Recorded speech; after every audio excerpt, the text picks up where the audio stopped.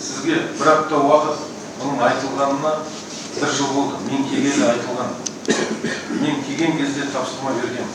Участковый инспекторлар, мектеп директоры, ауыл әкімдері ауылда тұру керек, елмен бірге болу керек. Елмен етене араласып, ыстығына күйіп, суығына бірге тоңып жүру керек соның үшін. Өкінішке орай, сіздердегі 4-5 әкім аудан орталығына қатынап жұмыс істейді. Ол деген сөз, ауыл адамдар бұл кісілерді көрмейді, таппайды. Азанда онда барады, асықпайды. 12-де қайтады. Әбеттен кейін барса барды, бармаса жоқ.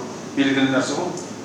Ауылда айтады, ауданда жиналыс болады, шаршатты, жиналыс көбейіп кетті, таусылмайды, өтірікті. Сөйтеді осы жерде жүреді. Ауыл әкімдері, мен сіздерге тікелей тапсырамын. Бір аптаның ішінде семьяңызбен көшесіз, болмаса жұмысты қойып, осы жерде аудан орталығына қандай бос орын бар, ұсынған жұмысқа барыңыз. Нұржан Сабитов түсінікті ғой. Мен органдардан ақпарат аламын. Ертең көшпейтін болсам бірінші